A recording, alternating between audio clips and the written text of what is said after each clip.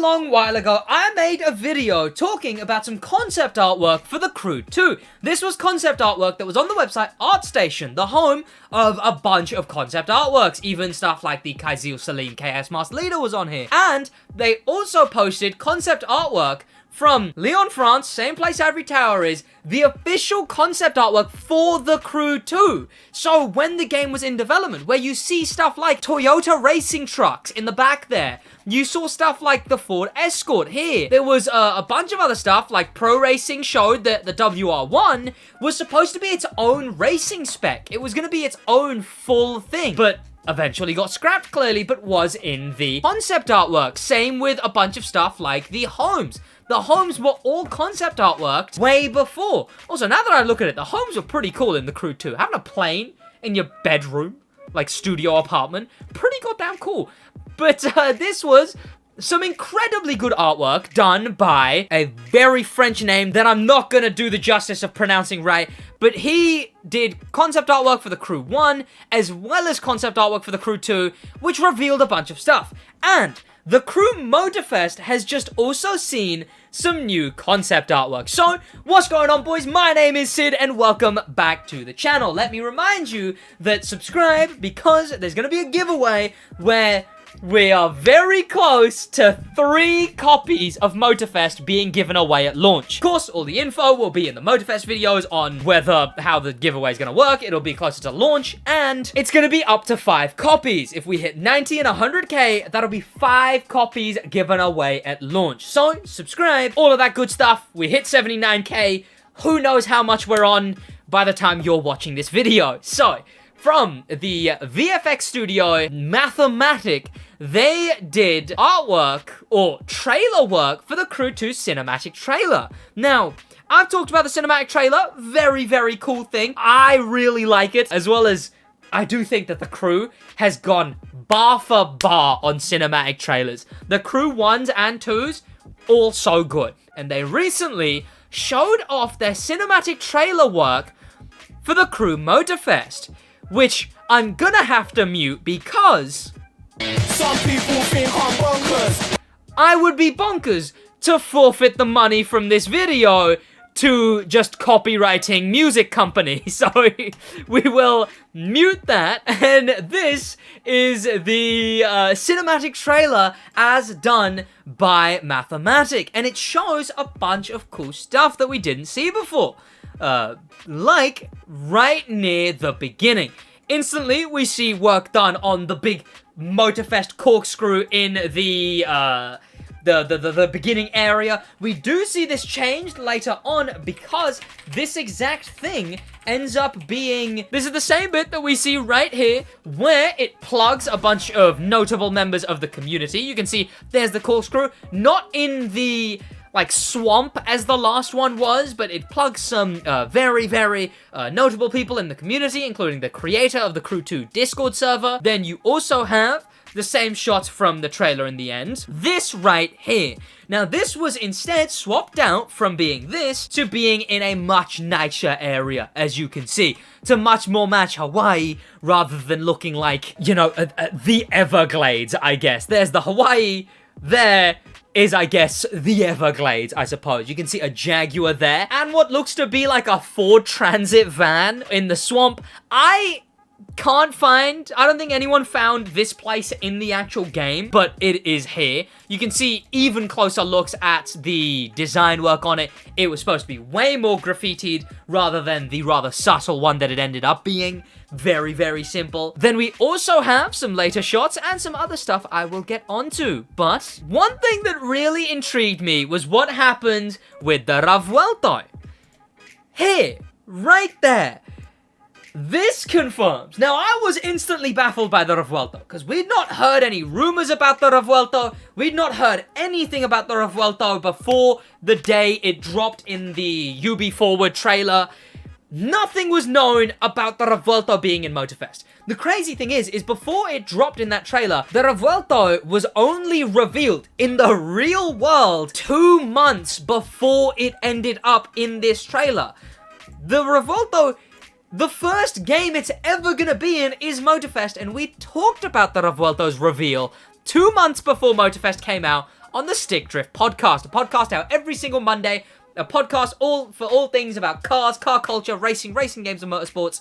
Head over there and subscribe. Check it out. But this confirms that originally the Revuelto was supposed to be the Cyan. Meaning the Cyan was originally gonna be the cover car for Motorfest. Which, let me tell you, I don't know if this is an L opinion, but goddamn, is the Revuelto so much better of a car than the Cyan? Like, look at this. This looks so much better than the Cyan would have. The Cyan is a bad looking car, but the Revuelto ended up being the cover car for Motorfest, along with the Supra, along with the, I guess, other cars in the background. But it ended up being pretty cool compared to the Cyan, which in this shot eventually got swapped out by the Revuelto, a very new car. The Urus, obviously, we know. We got some details on it originally. I'm so glad about the swap out. We can see the source of all of this. Of course, this is not in-game footage. Here we see the Dragon, which is made to match the Dragon for the JDM playlist. This artwork right here, if you don't know, obviously each of the different playlists has an M. So of course this wasn't directly known before, but eventually it was very much known that these M's at the end of this trailer were M's from the playlist. So we got Electric, Hawaii Scenic Tour, we got the Vintage one in there, and one of them was the Dragon. There's the Motorsports. One of them was the Dragon, and of course, that was what based this little building thing right here. We see the source of it originally, and then we see the Toyota Supra. We also see a Alfa Romeo, but I'm fairly certain the Alfa Romeo up there in the top right corner, it's just a reference video, which is unfortunate because, of course, we know that Alfa Romeo isn't gonna be in the Crew Motorfest. Also, is this hand-sketched? Because that looks very cool if that was hand-sketched. And that was to sketch this scene right here. I love... Oh, hello. I didn't even notice that before. There's stickers of all of the playlists on this thing right there. This shot, such a cool shot. We switch to the Vintage, where we have the Cadillac Eldorado, the Pontiac, two not new to the Crew Motorfest cars, but classic vintage cars, of course.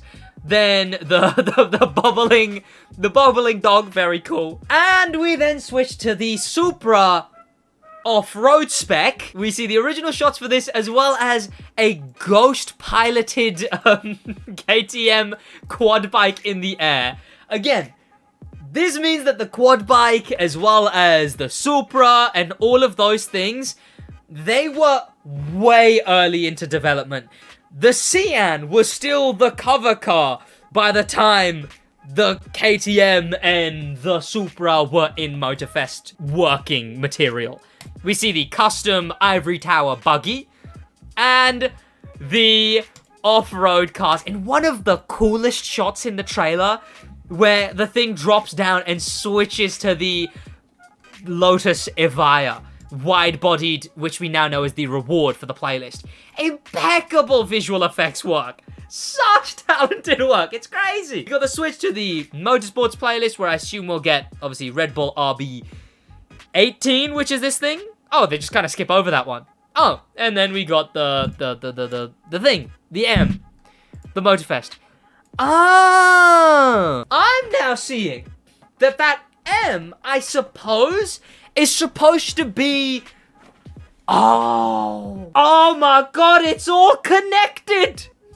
It's all connected! So the start of the trailer, where they're putting the M down, that is when they started the construction of the festival, and then this is when the festival finished.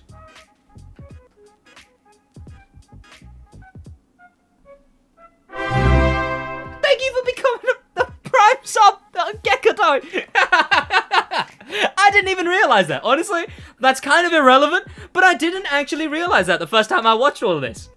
This is them beginning making the festival, and then of course, by the end of the cinematic trailer, that's the same M. That M isn't in a swamp somewhere. It's the exact same M from the start. It's just once the festival is done being constructed. I wonder what the economical ramifications of building the Motorfest would have been on the Oahu Island, but maybe that's because I'm a bit of a nerd.